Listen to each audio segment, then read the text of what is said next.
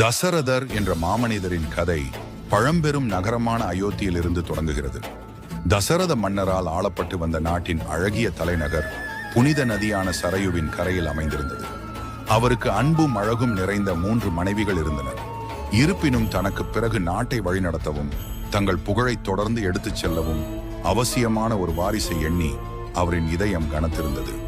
குழந்தை வரத்திற்காக சடங்கு நடத்திய தசரதர் ஒரு புனித சடங்கை கடவுள்களுக்கு நடத்தினார். அவர்கள் மனம் குளிர்ந்து அவருக்கு குழந்தை வரம் தருவார்கள் என நம்பி அதை நடத்த முடிவு செய்தார். இந்த சடங்கில் நெருப்பிலிருந்து ஒருவர் தோன்றி இனிய ஒரு பானத்தை வழங்கினார். அவர் குழந்தை பிறக்க அந்த பானத்தை 3 அரசிகளுக்கும் வழங்குமாறு அரசனை பணித்தார். 4 குழந்தைகள் ஒரு நாள் அரசரின் கனவு நிஜமானது. அவருடைய பிரார்த்தனைகளுக்கு விடை 4 மடங்காக கிடைத்தது. அதாவது அவருக்கு 4 பிள்ளைகள் பிறந்தனர். அவர் பெருமகிழ்ச்சி அடைந்தார். ராமர் ராணிகளில் மூத்தவரான கௌசல்யின் வயிற்றில் பிறந்த முதல் மகன் ஆவார். ராணி